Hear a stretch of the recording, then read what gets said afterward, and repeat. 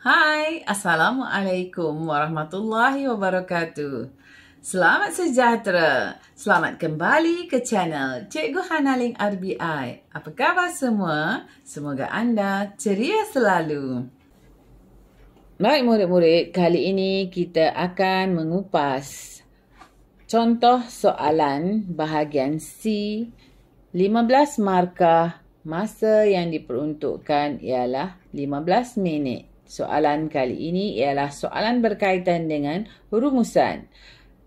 Baca petikan di bawah dengan teliti berdasarkan petikan. Tulis rumusan yang panjangnya tidak melebihi 100 patah perkataan. Anda digalakkan supaya menggunakan ayat anda sendiri tanpa mengubah maksud asal petikan. Baik, apabila kita membaca soalan ini, 3 perkara yang perlu kita fikirkan. Yang pertama ialah pendahuluan atau idea utama. Kemudian kita perlu mencari isi tersurat atau idea sokongan. Dan akhir sekali kita perlu membuat kesimpulan.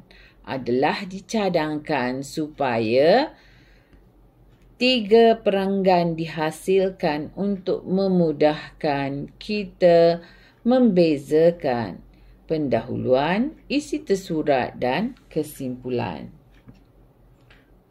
Mari kita lihat petikan. Petikan berkaitan dengan peta minda. Ini ialah petikan. Okey, setelah membaca petikan ini, kita dapati ada banyak clue yang menunjukkan faedah. Jadi, pendahuluan kita atau idea utama kita berkaitan dengan faedah. Seterusnya, isi-isi tersurat atau idea sokongan ialah faedah-faedah peta minda dan akhir sekali kesimpulan kita berdasarkan tema peta minda, kita buat cadangan dan harapan. Kita lihat satu persatu. Dalam petikan ini, perenggan yang pertama, peta minda merupakan kaedah yang berkesan untuk mendapatkan maklumat semula daripada ingatan untuk ditukarkan dalam bentuk yang dapat dilihat. Peta minda juga dapat membantu murid untuk meningkatkan kecerdasan dan kemahiran bagi mengukuhkan daya ingatan dan pemahaman. Peta minda dapat. Kata dapat ini menunjukkan faedah.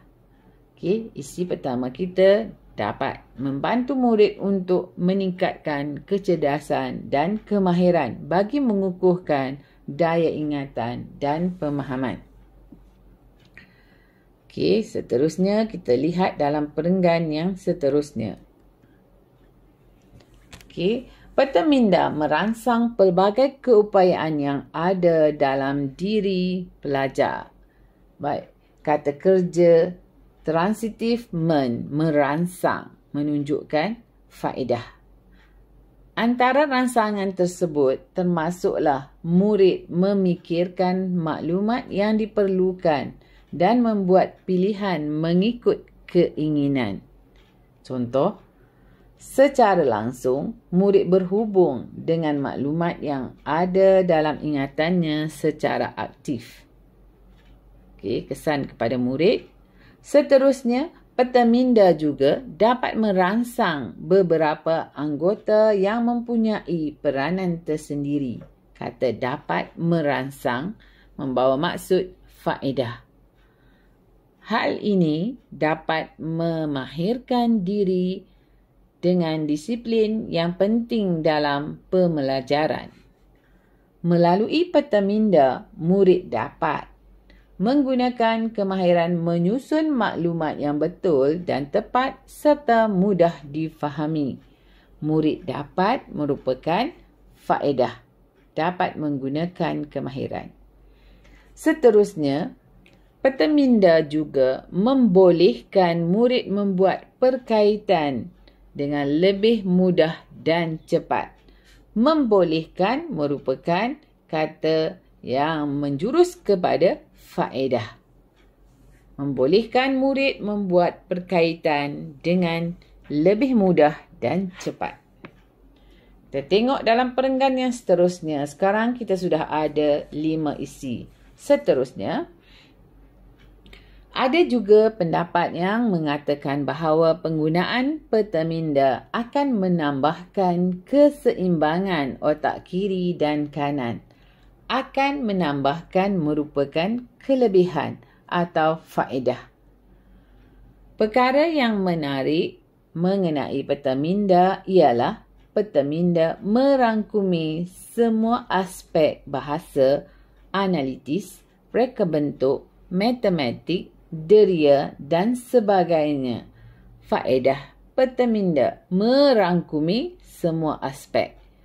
Baik, isi yang ke-8 ialah kelebihan. Menggunakan kata kelebihan lain yang terdapat pada peta minda ialah peta minda mudah digunakan serta sesuai untuk semua tujuan. Jadi kita ada 8 isi.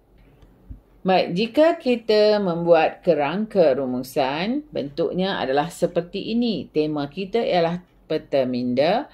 Kata kunci tugasan ialah sama ada kita menulis faedah, kelebihan, manfaat atau kepentingan.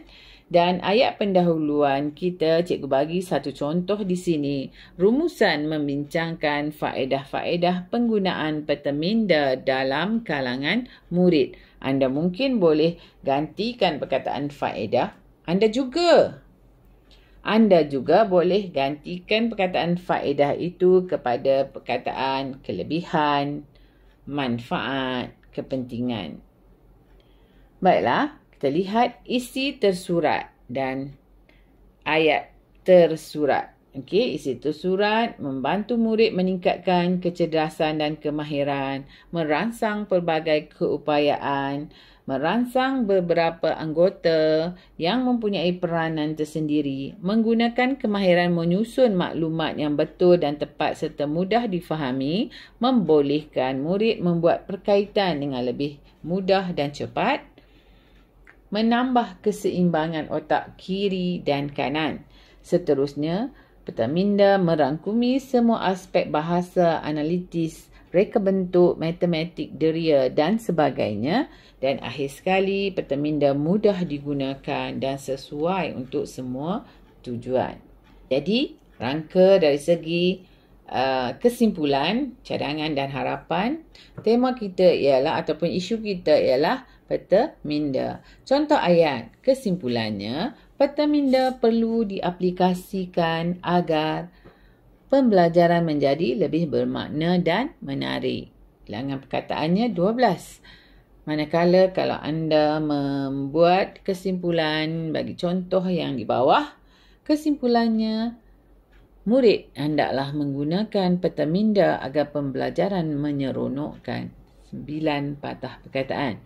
Jadi, setelah siap rangka, susunlah dan olahlah ayat-ayat isi dalam 3 perenggan, iaitu perenggan pendahuluan, isi dan kesimpulan dengan memasukkan penanda wacana yang sesuai. Maka akan terhasillah rumusan yang lengkap. Cuba anda lihat contoh berikut.